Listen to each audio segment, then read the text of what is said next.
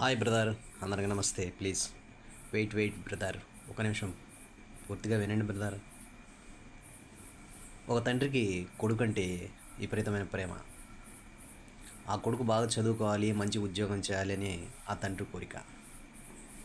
చదివిస్తున్నాడు. ఆ కొడుకు ఏది అడిగితే ప్రతిది కూడా అడిగి అడగకముందే తెచ్చిస్తున్నాడు. అంటే కొడుకు అంటే అంత ప్రేమ.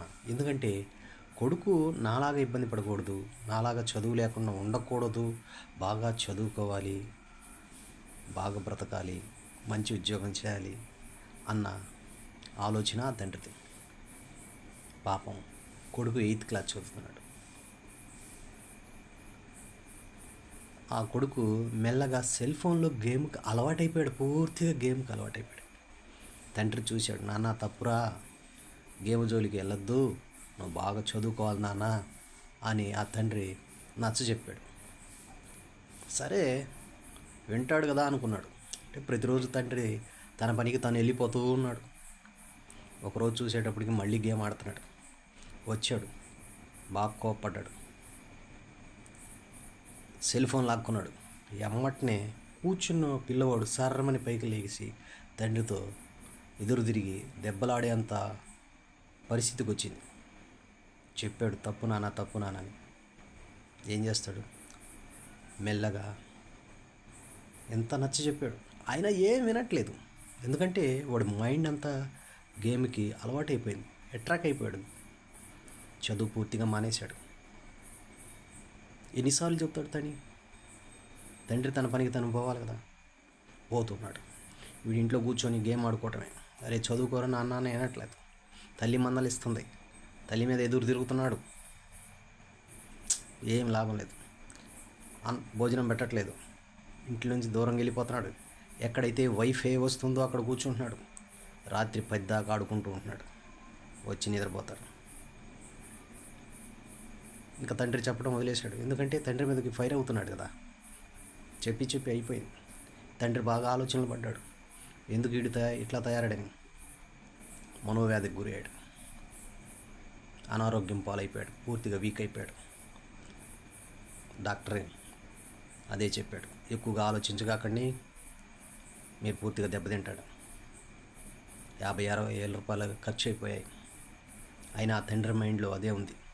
వీడు ఎందుకు ఇలా ప్రవర్తిస్తున్నాడు, ఎందుకు ఇలా అవుతున్నాడని. చదువుకోవట్లేదని బాధపడిపోతున్నాడు తండ్రి. కానీ వాడి దగ్గరికి వెళ్ళంగానే తండ్రి కొడుకు ఉరిని చూస్తున్నాడు. అంటే గేమ్ ఆడుతూ ఉంటాడు కదా, వెళ్ళి దగ్గరికి వెళ్ళి తప్పు అంటే చాలు సప్పని ఎదురు తిరిగి ఉరిని చూస్తున్నాడు. పిల్లలను చూస్తూ ఉంటాడు కదా, ఎంతో బాధపడిపోతున్నాడు తండ్రి. 14 సంవత్సరాల పిల్లోడు 8th క్లాస్ చదువుతున్నాడు. ఇప్పుడు వాడి వయసు 17 సంవత్సరాలు. ఇప్పుడు కూడా ఆ తండ్రితో మాట్లాడలేదు. అయినా తండ్రి కదా, వెళ్ళి ప్రేమతో మాట్లాడతాడు. అస్సలేం పలకడం. వాడు మైండ్ అంతా సెల్ ఫోన్ ఆడే దాంట్లోనే ఉంటాడు. బాధ అనిపిస్తుంది కదా.